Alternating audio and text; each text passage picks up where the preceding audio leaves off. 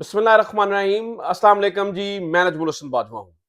नाज़रीन किराम, बादियुन नजर में ये नजर आता है कि इमरान खान इस वक्त जो चाह रहा है, जो चाहता है, वो सब कुछ हासिल कर लेगा।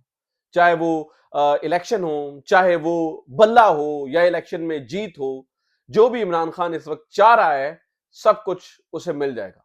आप ये सुन के हैरान होंगे क्योंकि नजर ये आ रहा है कि जो निजाम है वो तो पूरी कुव्वत के साथ इस वक्त इमरान खान को क्रश करने की कोशिश कर रहा है।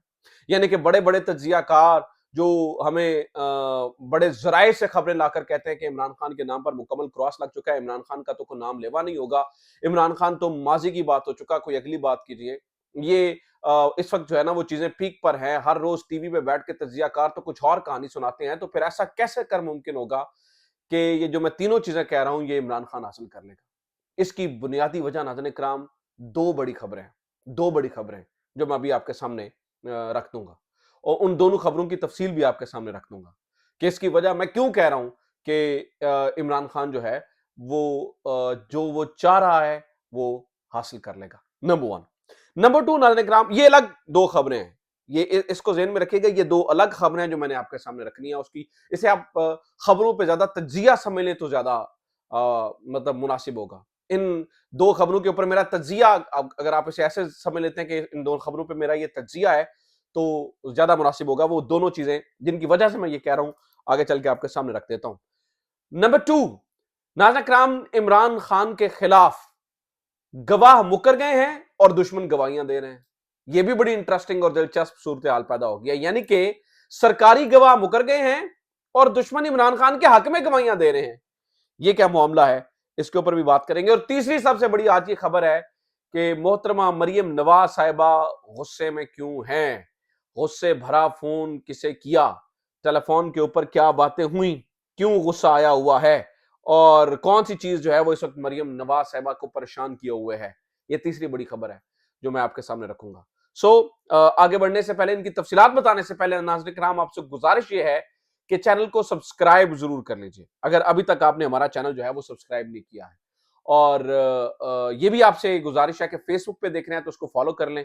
और चैनल आप जो है ना वो आपकी सब्सक्रिप्शन से फायदा ये होता है कि बात आगे तक बढ़ाने में जो है और ज्यादा से ज्यादा लोगों को जोड़ने में आसानी होती है, ताकि ये जो प्रोपेगेंडा किया जा रहा है उसको जो है, जो इलेक्ट्रॉनिक मीडिया पे बैठ के प्रोपेगेंडा किया जाता है, उसको सोशल मीडिया पे जो है वो काउंटर किया जा सके। जनाब, ये इन मेन खबरों पे आने से पहले जरा सबसे दिलचस्प और सबसे मजेदार खबर सुनिए। इस वक्त आज मैं बड़ी दिलचस्प एक तहरीर पढ़ रहा था। उन्होंने कहा कि इनसे तो वड़ गया वाला नहीं संभाली जा रहा है, तो जब चढ़ गया वाला आएगा तो इनका क्या होगा।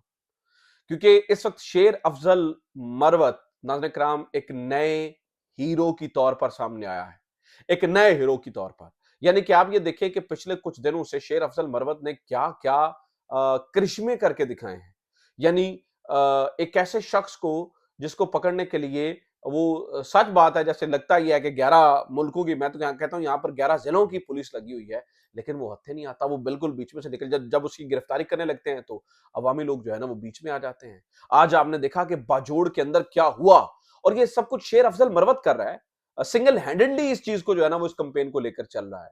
किस तरह से उसने करिश्माती तौर पर इतनी बड़ी तादाद के अंदर लोगों को मतलब पुल आउट कर लिया। मतलब आप देखें ना कि इमरान खान के बाद अगर कोई तहरीक इंसाफ के अंदर कोई क्राउड पुलर है तो उसका नाम शेर अफजल मरवत है। और ये कोई बहुत पुराना और उस तरह से कोई मेंबर तो नहीं है ना तहरीक इंसाफ का, या जिसको जो ऐसा तो चेहरा नहीं है ना जिसे हम पुराना जो है ना वो जानते हो।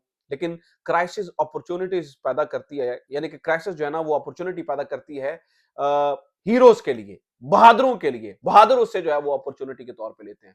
तो शेर अफजल मरवत, नाज़रीन कराम, एक नए हीरो के तौर पर, एक नई होप के तौर पर सामने आ रहा है। आज शेर अफजल मरवत का एक बयान सामने आया है जिसमें वो ये सारी स्टोरी बता रहे हैं कि बाजोड़ में उनके साथ क्या हुआ, किस तरह से गिरफ्तारी की कोशिश की गई। और वो कल कोहाट के अंदर एक वर्कर्स कन्वेंशन जो है वो नाज़रीन कराम करने जा रहे हैं। तो वो ये बता रहे हैं कि मैं बिल्कुल पेशावर के इर्द गिर्द एक जगह पे पहुंच गया हूं, तो कल कोहाट में मस्त पहुंचूंगा। तो आप कोहाट में मेरा साथ देने के लिए जरूर आइए, मेरे साथ जो है ना वो वहां पे जरूर पहुंचिए। तो तहरीक इंसाफ को एक नया हीरो मिला है। तो I just wanted to appreciate शेर अफजल मरवत कि इतनी जो है ना वो एक वो बड़ी शख्सियत बन गया इन दिनों के अंदर। अच्छा, आप गवाहों वाली कहानी सुन लीजिए, फिर मैं جو میں نے کہا نا کہ تجزیہ دو خبروں کے اوپر دینا ہے وہ آپ کے سامنے رکھ دیتا ہوں، لیکن ذرا یہ گواہوں والی کہانی سن لیجیے ناظرین کرام. یہ گواہوں والا معاملہ کیا ہے؟ 3 گواہ تیار کیے گئے تھے عمران خان کے القادر ٹرسٹ میں گواہی دینے کے لیے، اور یہ 3 سابقہ منسٹر تھے، یعنی کہ کابینہ کا حصہ یہ 3 لوگ تھے جن کو گواہی کے لیے تیار کیا گیا. نمبر 1 جناب پرویز خٹک صاحب. پرویز خٹک صاحب مجھے نہیں لگتا کہ ان سے زیادہ احسان فراموش انسان میں نے کوئی دیکھا ہے، لیکن خیر چلے، میں پرسنلی ہٹ نہیں کرتا، لیکن پرویز خٹک صاحب. دوسرا زبیدہ جلال صاحبہ، اور تیسرے جناب ندیم افضل چند صاحب. ندیم افضل چند کا نام دیکھ کر مجھے بڑی حیرت ہوئی کہ کیا یہ بھی عمران خان کے خلاف، مطلب ندیم افضل چند تو آپ یوں سمجھے نا، میں بڑا اصولوں والا ایک شخص سمجھتا ہوں، بے شک وہ ان کا جو تعلق ہے وہ کسی بھی سیاسی جماعت سے ہو، لیکن ایک اصول پسند آدمی ہے. تو ندیم افضل چند کا مجھے نام دیکھ کے حیرانگی ہوئی. لیکن ناظرین کرام آپ یہ دیکھیے کہ اس کے اندر کوئی ایم کیو ایم کا وزیر شامل نہیں ہوا. یہ بڑی ایک دلچسپ بات ہے. خیر پرویز خٹک صاحب کی تو کہانی چھوڑ دیجیے، ندیم افضل چند صاحب کے بارے میں ابھی تازہ ترین اطلاعات مل رہی ہیں کہ انہوں نے گواہی دینے سے انکار کر دیا. وہ یہ کہہ رہے ہیں کہ میں ایک سیاستدان کے خلاف گواہی نہیں دوں گا. میں کیوں دوں ایک سیاستدان کے خلاف گواہی؟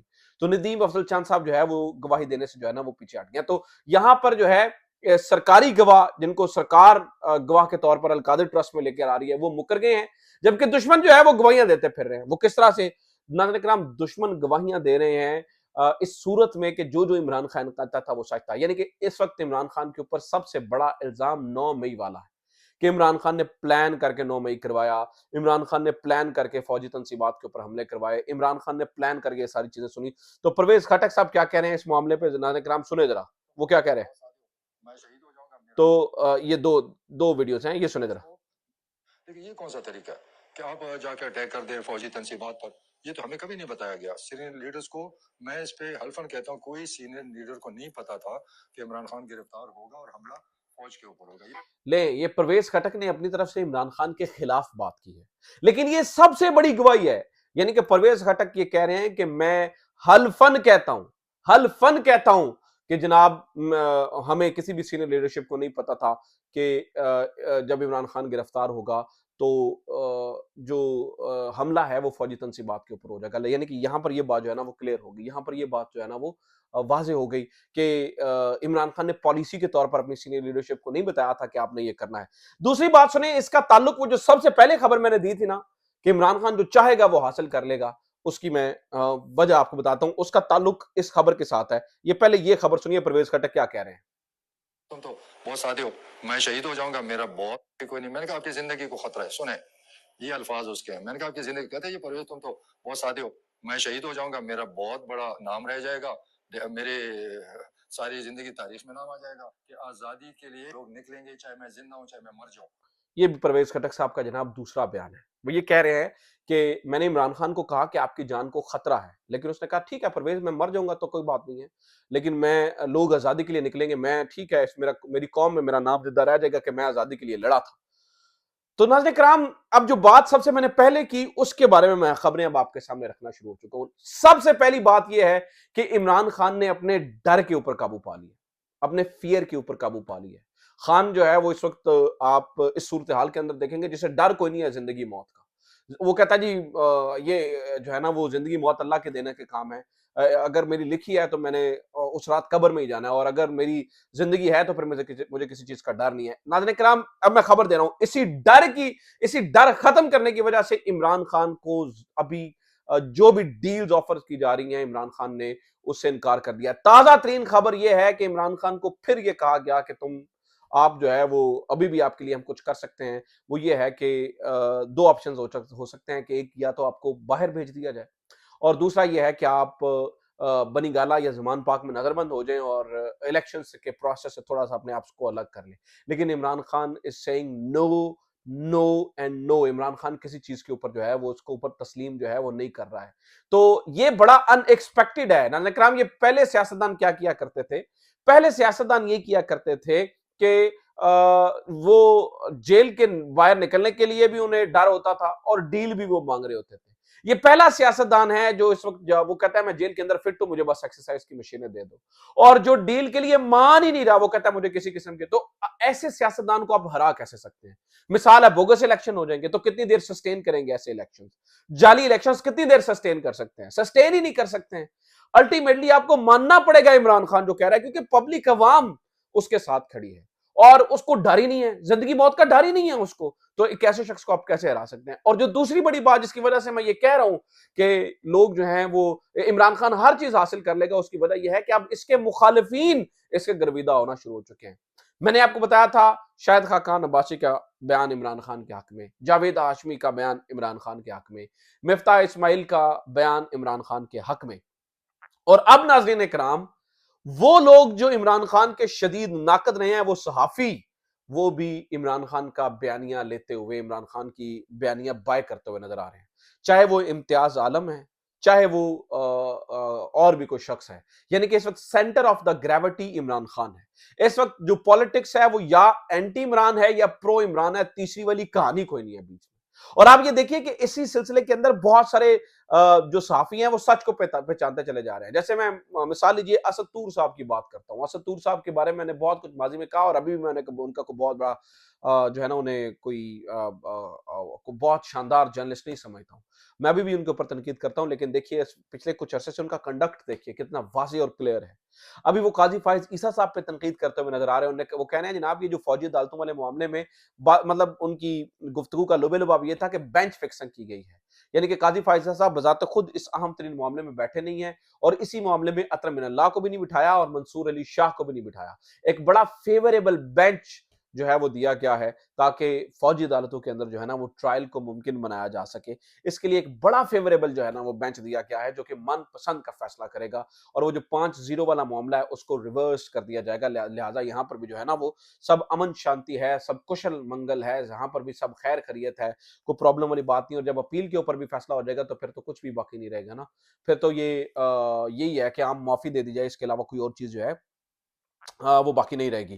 اچھا جناب, اور اس کے علاوہ آپ دیکھیے سیاستدان ہوں یا صحافی ہوں جو عمران خان کی پوری زندگی جن نے مخالفت کی وہ اب عمران خان کے ساتھ جڑ رہے ہیں, اس کا مطلب ہے عمران خان صحیح کہہ رہا ہے. حسنات ملک جیسے لوگ جو ہے نا وہ بھی اب قاضی فائز صاحب کی جو لوگ ان کو بے جا انے واہ فالو کیے جا رہے ہیں ان کے اوپر جو ہے نا وہ تنقید کرتے ہوئے نظر آ رہے ہیں. عدیل سرفراز صاحب کا معاملہ آپ کے سامنے ہے.